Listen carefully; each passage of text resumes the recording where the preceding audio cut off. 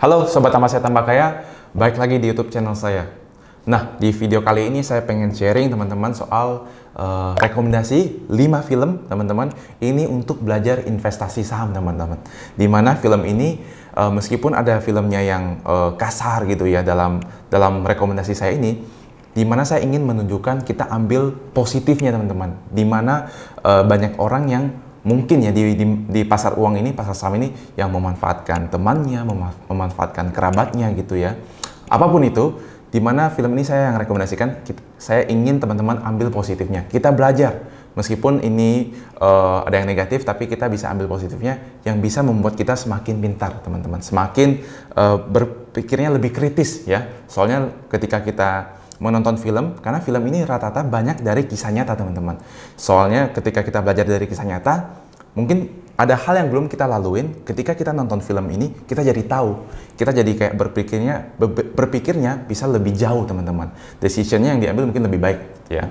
Nah, karena sebentar lagi kita juga akan masuk libur ya, cuti bersama di akhir bulan ini. Nah, kita kan jadi banyak waktu nih teman-teman, sekitar ada 1 minggu. Jadi buat teman-teman yang free, saya sarankan untuk menonton list film ini supaya bisa dapat ilmu baru yang bisa dipraktekkan pas mungkin pasar saham sudah buka ya, langsung mau praktekkan ilmu ini.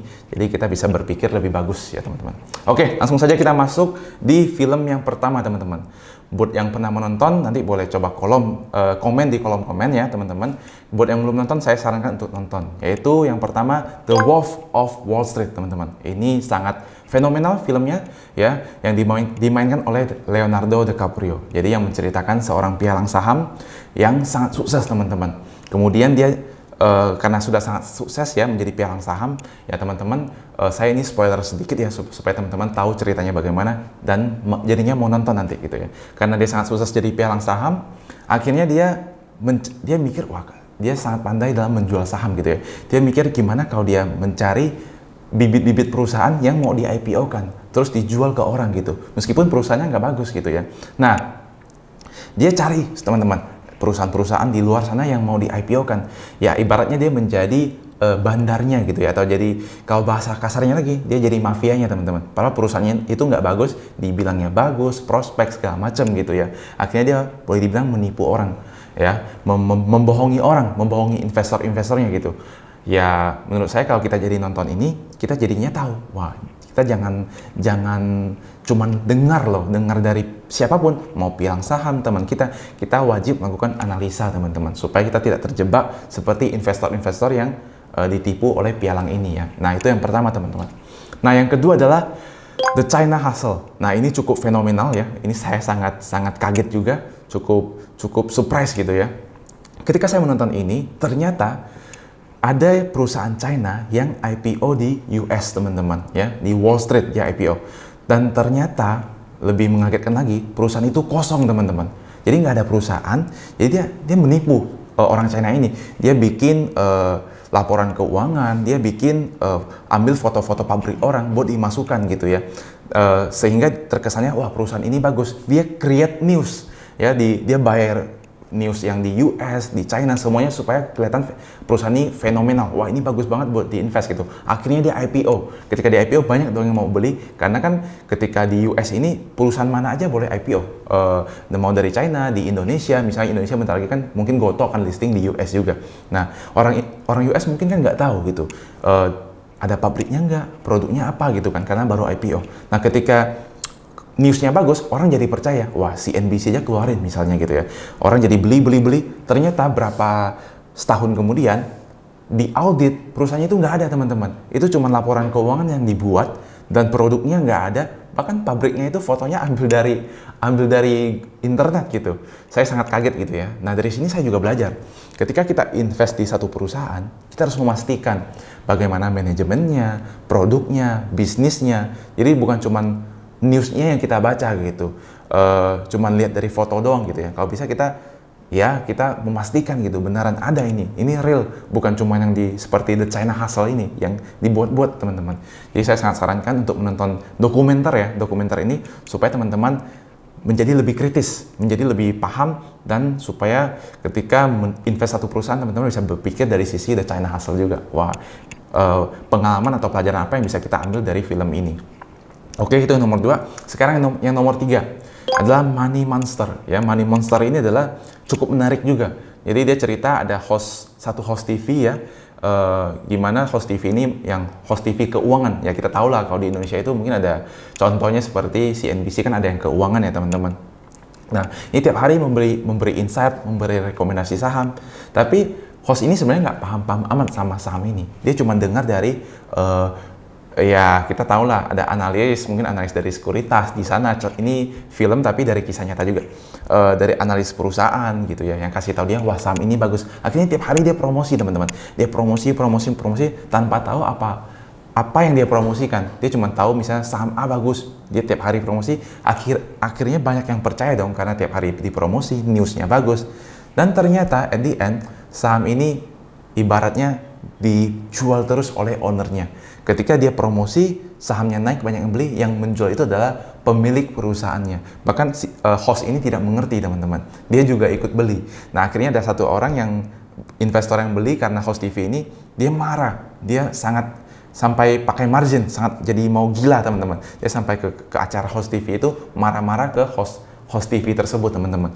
Nah dari sini kita bisa belajar bahwa bahkan host TV sekalipun yang seperti Money Monster ini, terkadang kita percaya dia karena dia tiap hari tampil, kelihatannya mungkin paham itu ya. Ternyata dia tidak paham apa yang dia sampaikan teman-teman. Bahkan dia hanya tahu dari ya analis gitu ya, dari pemilik perusahaan suruh dia promosi gitu ya. Mungkin ada kepentingan. Nah dari sini kita bisa belajar supaya jangan langsung mengikuti gitu. Meskipun teman-teman juga nggak boleh ngikutin saya gitu. At the end ya harus teman-teman pastikan lagi, cross check, do your own research gitu ya. Cek berkali-kali lagi supaya kita lebih pasti teman-teman ya. Kita taruh uang di situ, kita lebih yakin, bukan semata-mata kita ikut orang gitu. Nah itu yang nomor 3, the Money Monster. Nah ini yang nomor 4.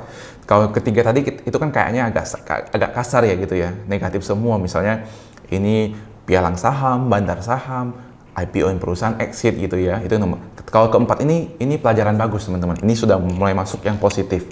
Jadi yang keempat ini adalah The Big Short. Mungkin teman-teman yang pernah nonton pasti tahu cerita ini tentang seorang namanya Michael Burry ya, yang membuat film ini. Michael Burry ini adalah orang yang jenius teman-teman. Jadi dari tahun 2006 dia sudah memprediksi akan adanya crash, ada krisis di mana dia sudah melakukan analisa data bahwa properti itu tahun 2007 sudah makin meningkat, itu kreditnya makin gila, orang nggak bisa membayar gitu. Kenapa? Karena memang mereka gajinya itu tidak sebesar dengan kreditnya waktu itu. Nah itu ada data-data yang dia hitung, dan menurut saya pelajaran ini sangat bagus teman-teman. Karena di situ banyak orang yang tidak percaya dengan Michael Burry ini, karena dia bilang wah gila lu, maksudnya ekonomi sedang baik, masa akan ada krisis gitu ya. Kayaknya nggak kelihatan sekali ada krisis. Ternyata analisa dia benar teman-teman. Cuman butuh waktu aja untuk butuh waktu untuk memastikan bahwa akan terjadi teman-teman. Nah untuk itu saya sangat sarankan untuk kita nonton yang The Big Short. Ini nomor 4 ya. Saya sarankan karena ini sangat berguna untuk long term kita teman-teman.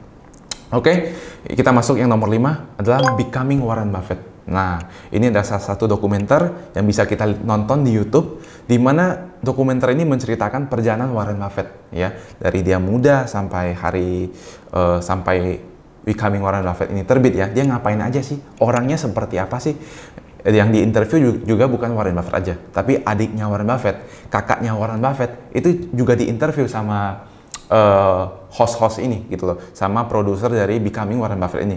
Karena banyak yang menceritakan, wah Warren Buffett ini memang gila, dari kecil itu udah sangat fokus cari duit, udah pemikirannya sangat besar, meskipun umurnya masih belasan. Waktu itu dia punya cita-cita udah besar gitu, pengen punya berapa 1 M US dollar gitu ya, pengen punya perusahaan apa gitu, berpikirnya memang jangka panjang dan punya cita-cita yang besar gitu teman-teman.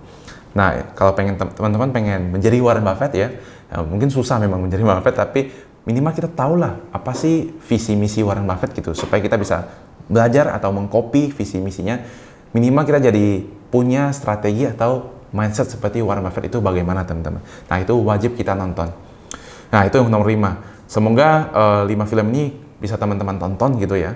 karena mumpung lagi libur panjang bisa dimanfaatkan untuk nonton sekalian happy juga, karena di film-film ini menurut saya bagus-bagus semua teman-teman. Buat yang sudah menonton ya, boleh coba komen di bawah supaya ada reviewnya gitu, tambahan review dari teman-teman yang sudah menonton. Yang belum nonton bisa tahu, oh ternyata ada serial begini begitu ya, supaya pelajarannya lebih banyak gitu. Oke, thank you buat teman-teman yang sudah menonton sampai habis ya, semoga bermanfaat. Jangan lupa tekan loncengnya atau subscribe biar saya lebih semangat ya untuk bikin videonya. Thank you teman-teman, salam tambah sehat, tambah kaya. Bye-bye.